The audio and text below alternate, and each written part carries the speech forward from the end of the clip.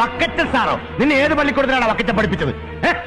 എടാ സക്കീറേ, ഈ സ്റ്റേറ്റിന്റെ മുഴുവൻ പോലീസിനെയും ദാണ്ടിങ്ങനെ ചൂണ്ടുവിരലിലിട്ട് കറക്കുന്ന ഹോം മിനിസ്റ്റർ ലാഹേലി വക്കച്ചന് 24 നാഴിക നേരം തികച്ചു വേണ്ട നിന്നെ പായും തലയണയും കെട്ടിയടിപ്പിച്ച് ഈ സ്റ്റേറ്റിൽ നിന്ന് ചവിട്ടി പുറത്താക്കി നാട് കടത്താൻ. പക്ഷെ അത് വേണ്ടടാ.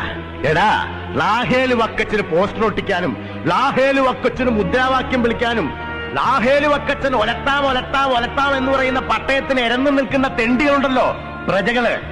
ലക്ഷക്കണക്കിന് ഉണ്ടടാ വക്കച്ചന്റെ പാർട്ടിയില്. ദാണ്ടേ പട്ടിയെ ഞൊടിക്കുന്നത് പോലൊന്നും ഞൊടിച്ചാ മതി, അവന്മാര് വന്ന് കടിച്ച് കീറി തിന്നും നിന്നെ. അതും വേണ്ടടാ.